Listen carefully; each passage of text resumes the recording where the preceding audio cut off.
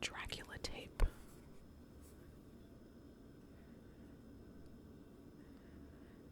And it doesn't have a back. See? And it doesn't have any sides. I got this book. I got this book randomly outside. There was just an abandoned bucket of books, free books, as I went for a walk the other day. And so I picked this up, and it was raining too. So, but it's called the Dracula tape, and it says, "The truth behind the events so shamefully misrepresented by Bram Stoker in his novel Dracula. Listen if you dare to." Okay, I think I'm going to read this. Let me not start at the beginning of my life, even penned in here, listening at close range to the words of my own lips. You would find the story of those breathing, eating days of mine too hard to believe. Later on, it may be, we will have some discourse of them. Had you noticed that I did not breathe except to get the wind to talk? Now watch me as I speak, and you will see. Maybe a good point to start from would be that early November day in 1891 at the Burgo Pass in what is now Romania. Van Helsing and the rest thought they had me then and brought their chronicle till its end. It was snowing then, too, and my gypsies tried, but with only knives against rifles, could not do much when the hunters on horseback caught up with me at sunset and tipped me out of my coffin, and with their long knives went for my heart and throat. No, I have a feeling that I'd be telling too much backward if I began there. How's this? I'll start where the other chronicle begins, the one that you must be familiar with. It starts early in the previous May with the arrival of my domain in Transylvania of one Jonathan Harker, a fledgling solicitor sent out from England to help me with the purchase of some property near London.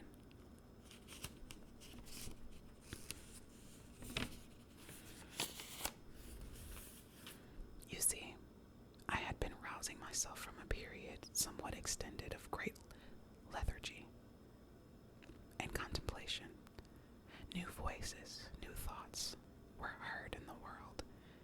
Even on my remote mountaintop, green-clad in the forest of centuries, well nigh unreachable, I, with my inner senses, could hear the murmurings across Europe of the telegraph, the infant splutterings of the engines of steam and internal combustion. I could smell the coal smoke and the fever of the world in change. That fever caught in me and grew. Enough of seclusion with my old companions, if one could call them that. Enough wolf howlings, owl hoots, bat flutterings, half-witted peasants hissing at me from behind the contoured fingers. Enough of crosses waved like so many clubs, as if I were a Turkish army. I would rejoin the human race, come out of my hinterlands into the sunlit progress of the modern world. Budapest, even Paris, did not seem enough or far enough to hold my new life. That was to be. For a time, I even considered going to America, but a greater metropolis than any of the New World was nearer at hand and more susceptible to preliminary study. This study took me years, but it was thorough. Harker, when he arrived at my castle in May of 1891, took note in his shorthand diary of the vast number of English books, magazines, and newspapers I had on hand. Harker, I have rather more respect for him than for the others of the mad pack that was later to follow Van Helsing on my trail. Respect is always due courage, and he was a courageous man, though rather dull. And as the first real guest in Castle Dracula for centuries, he was the subject of my first experiments in fitting myself acceptably back into the mainstream of humanity. Actually, I had to disguise myself as my own coachman to bring on the last leg of his long journey from England. My household help were as some of the wealthy were always wont to say, undependable, even if they were not so utterly non-existent as Harker was later to surmise. Outcast gypsies, superstitiously loyal to me, whom they had adopted as their master, but with no competence as servants in the normal sense. I knew I was going to have to look after my guest myself. The railroad had brought Harker as far as the town of Bistria, from which a diligence or public stagecoach traveled daily to Bukovina, a part of Moldavia. My carriage was to be waiting, as I had informed my visitor by letter to bring him to my door. The stagecoach reached the pass at near the witching hour of 12, and an hour ahead of schedule, half piney and half barren. I was just in time to hear its driver say, "There is no carriage here. The her is not expected after all. He will now come to Bukovina and return tomorrow or the next day. Better the next day." At this point, some of the peasants on board the stage caught sight of my arrival and began a timorous uproar of prayers and oaths and incantations.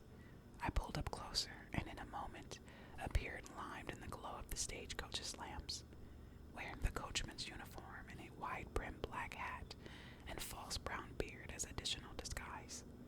These last props having been borrowed from a gypsy who had once traveled as an actor.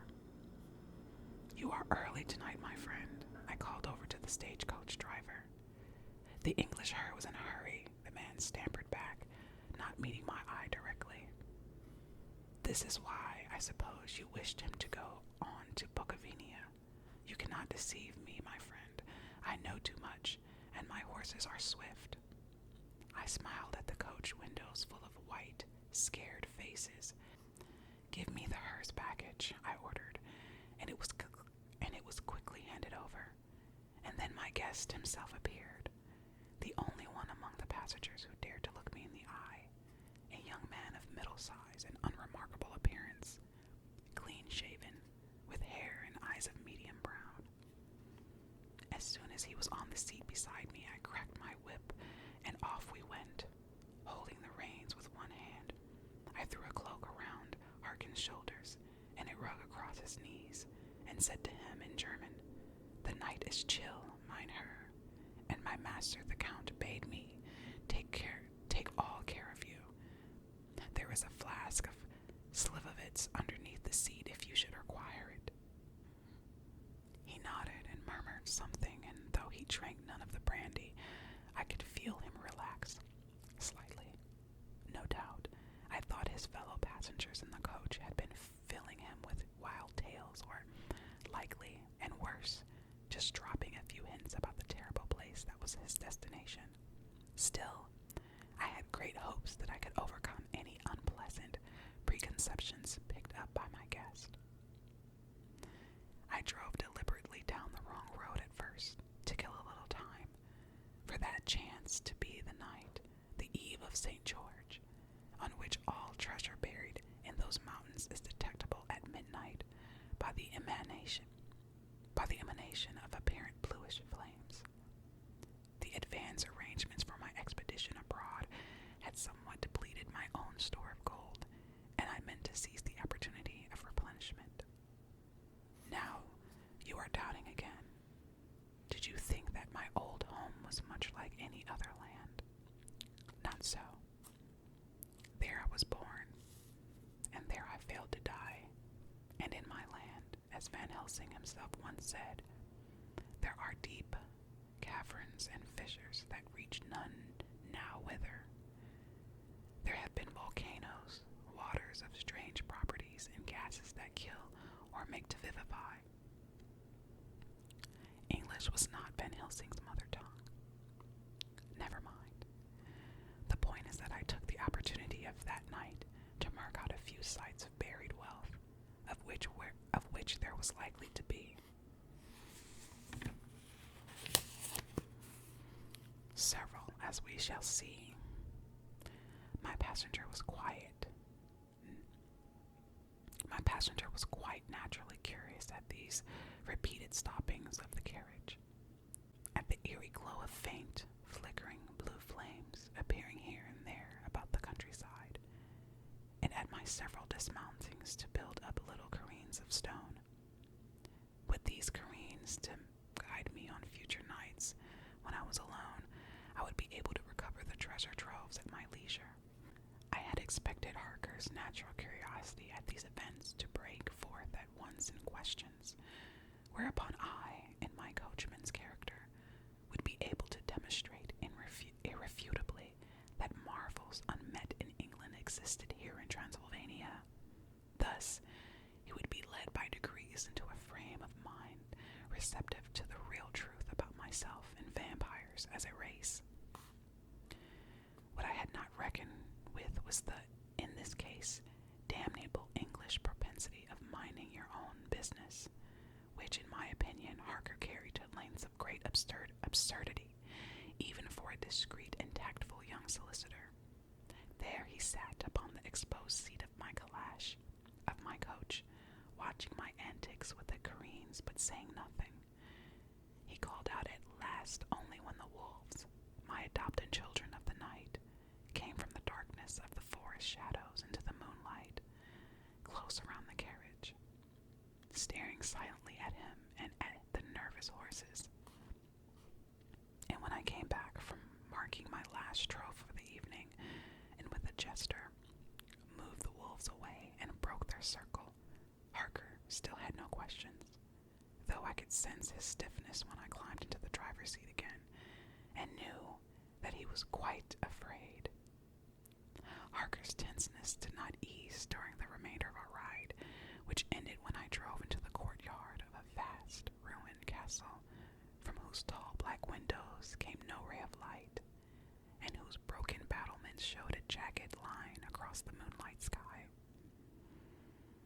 As he was shortly to describe my home, I left Harker and his baggage at the massive closed front door and drove the horses on back to the stables, ridding myself on the way of a false beard, hat, and livery.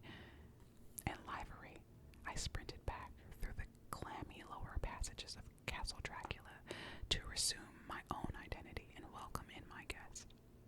As I paused in the corridor outside the rooms I had made ready for his lodging, there came into the dark air beside me a shimmering that would have been invisible to eyes any less attuned to darkness than my own.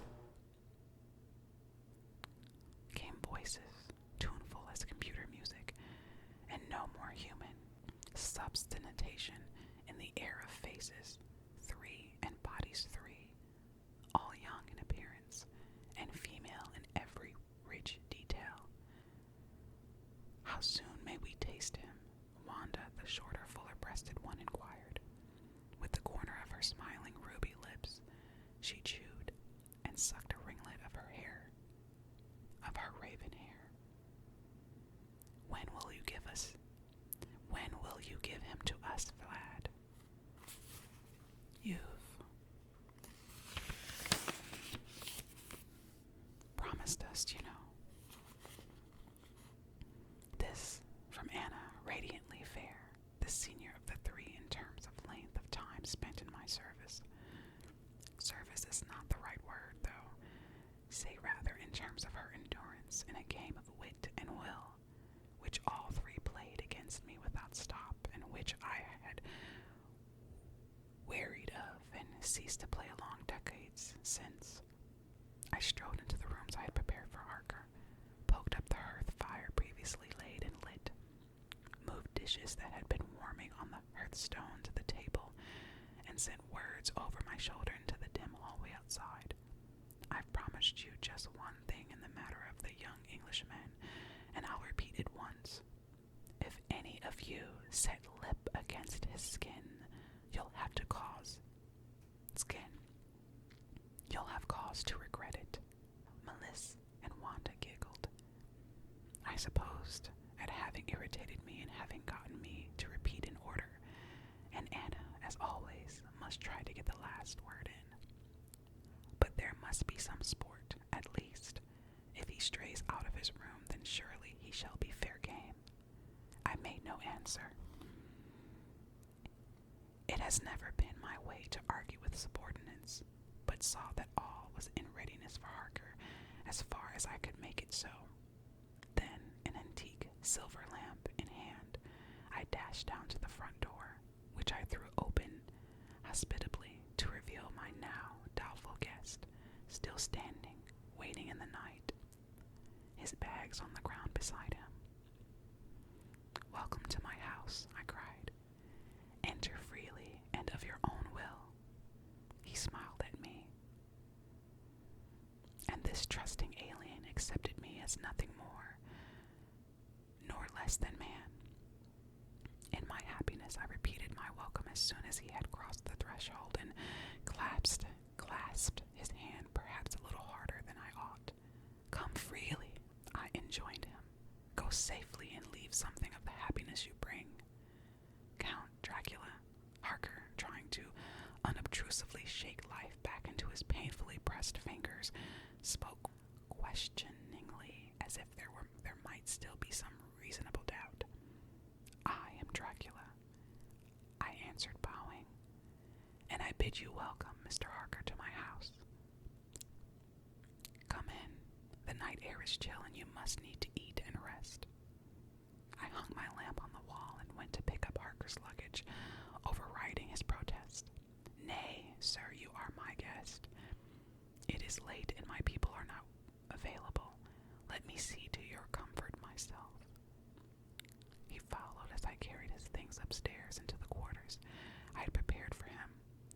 One long fire flamed in the room where the table was spread for supper, and another in a large bedroom where I deposited his bags. With my own hands, I had prepared the supper that awaited him. Roast chicken, salad, cheese, and wine, as I did most of the meals that he consumed during the weeks of his stay. Help from the girls. Bah! They affected to be like infants who can sometimes be stopped from doing wrong by threat of punishment, but cannot be forced to do things properly. It was part of the game they played with me, but besides, I did not want them ever in his rooms, and if I could help it. So with my own hands of a prince,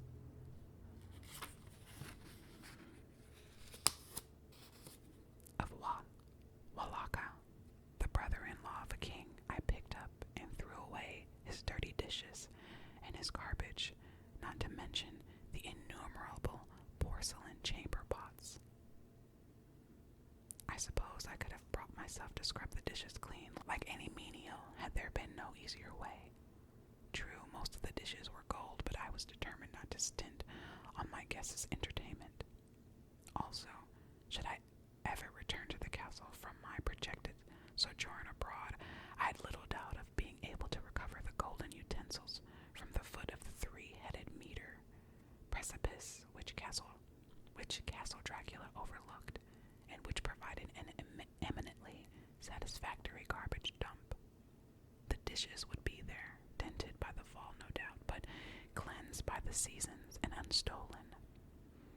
I have always had a dislike of thieves, but I believe the people of the villages nearby understood me on this point, and if probably on nothing else.